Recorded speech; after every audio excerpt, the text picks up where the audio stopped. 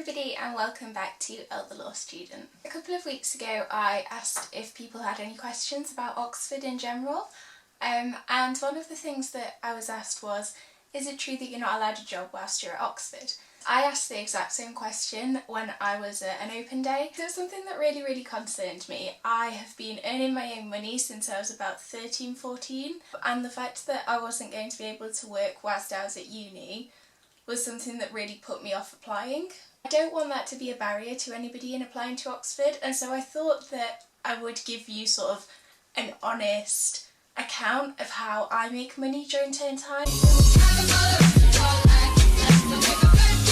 The first thing that can really make a big difference in terms of finance and can mean that you don't actually need to be making loads of money all the time is that in terms of living expenses, I found Oxford a lot cheaper in comparison to the other universities I was looking at. My second choice was Bristol, and I was looking at spending about twice as much on accommodation as I do currently in Oxford. Because we're only there for 24 weeks a year, we're there for 3 terms of 8 weeks, and we only pay for the time that we're there. Whereas at most universities you'll be paying for much longer than that, so you'll be paying for about 48 up to 52 weeks. And that made a huge difference. It means that my maintenance loan covers my accommodation costs, and I didn't expect that to happen. The other thing is that in Oxford there's a lot of financial support available. They do have these pots of money and these hardship funds because they do not want anybody to have to leave due to financial reasons.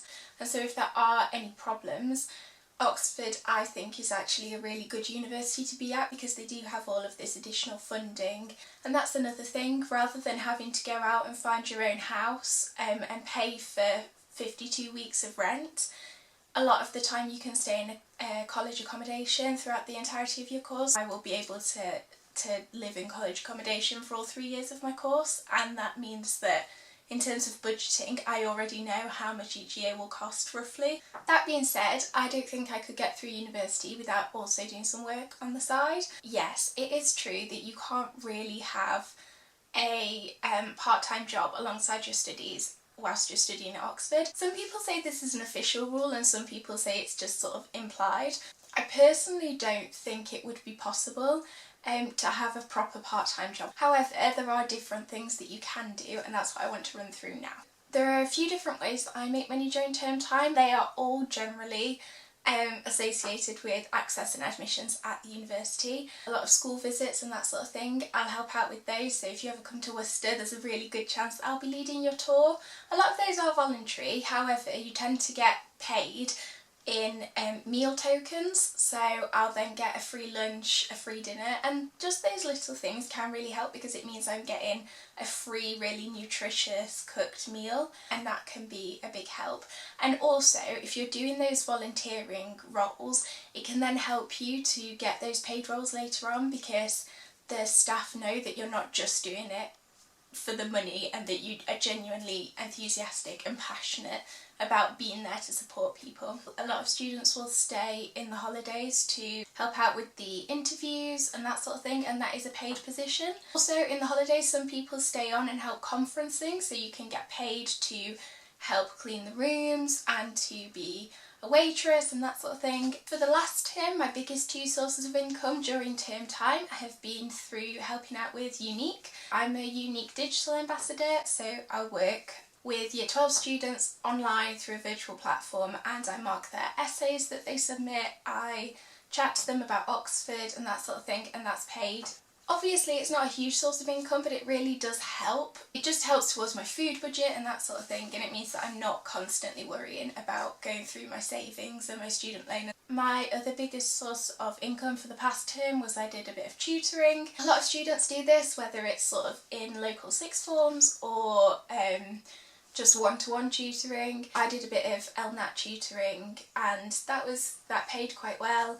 I don't know if I'll do it again, but yeah, that's definitely was my biggest source of income last term. All of these things, it's not like I have a part-time job at a restaurant or something like that, and so it is okay to do them because there's stuff that you can really fit easily around your studies, especially anything that's university led.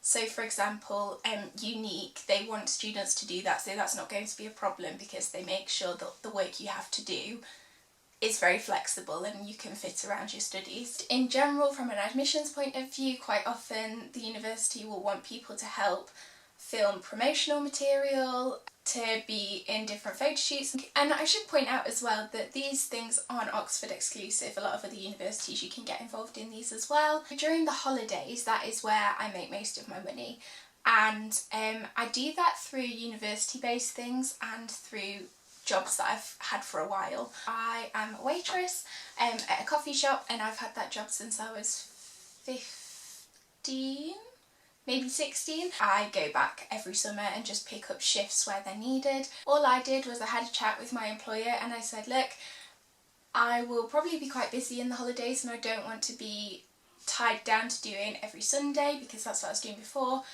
but also I want to be able to pick up more shifts in the week, and so there might be 2 weeks where I work full time and then I take a week off. We worked around that, so now basically I just cover the shifts where people are on holiday, and that works out really, really well because there's generally a shift every day that I can pick up.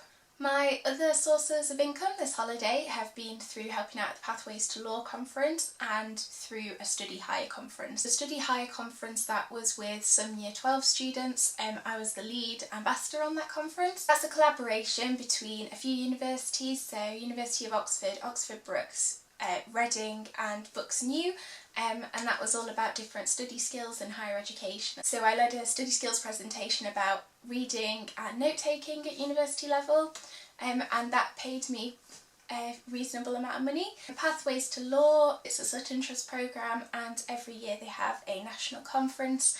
There's ambassadors from all of the universities that take part in Pathways to Law. Summer schools happen at most universities in the country, and as well there's also things like NCS. So I've never worked on NCS, but I did NCS when I was 16, and from the research I've done into it, it seems like a really good way to make a bit of extra cash over the summer. I really hope that helped and maybe put your mind at ease if you are looking at going to Oxford, but the idea of not being able to work in term time sort of put you off, because that's the position I was in, and I found that realistically it's fine. I'm just super busy during term time in terms of your academic life and any extracurriculars that you do, so I understand why you can't have a proper part-time job. However, there are other ways to make money whilst you're there, and you are allowed to work as much as you like in the holidays, and if it is a problem and you are struggling for money, it's considered the norm to just go and speak to the different people in college who can help you out with that,